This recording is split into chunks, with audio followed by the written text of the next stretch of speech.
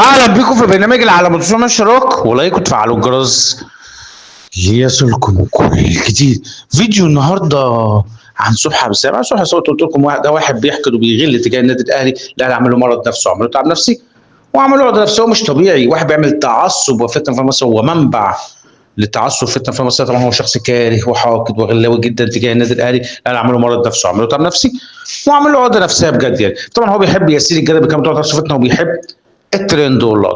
طبعا صراحه طبعا هو بيقول كلام بشع، نادي كلام غير محترم، نادي كلامه بينم عن التعصب فتنه في مصر. طبعا بيقول كلام كله كذب وافتراءات. الاهلي بيقول حاجات اصلا مش موجوده على ارض الواقع، بيقول حاجات اصلا من وحي خياله. فواضح الاهلي عملوا مرض نفسه وعملوا تعب نفسي وعملوا عقده نفسيه بجد يعني. طبعا صلاح السلام طبعا هو ب 100 وش متلون، ما عندوش شخصيه اصلا، ما عندوش مبدا في حياته. تحسه منافق ومدلس وكذاب وانه بيكره وبيغل وبيحقد. مش شرط ما تجاه النادي الاهلي عملوا مشكله، عملوا عقده من سنين لانه هو بيكره وبيغل تجاه نادي الاهلي. طبعا فيكم جد يعني، في فيديوكم جد والله العظيم حاجه في منتهى الحقد والغل وحاجه غير محترمه وحاجه في منتهى التعسف فتنه. تعالوا معايا كده.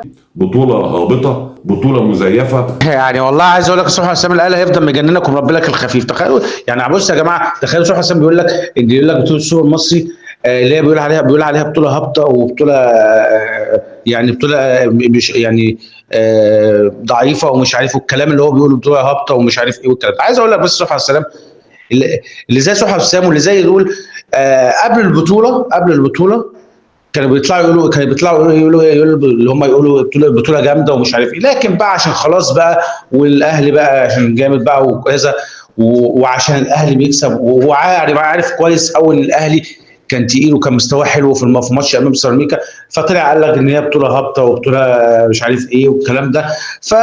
دي عادتهم يعني، دي عادتهم على طول يعني، دي عادتهم على طول، ودي حاجه البليد دايما بتاعتهم دايما لما بيخشوا اي بطوله يقول لك دي، ويخرجوا مثلا ويحسوا ان هم يخرجوا منها يقول لك ايه، يقول لك دي بطوله اصل ضعيفه، دي اصل بطوله هابطه، دي مش عارف. هم دايما كده على طول يعني.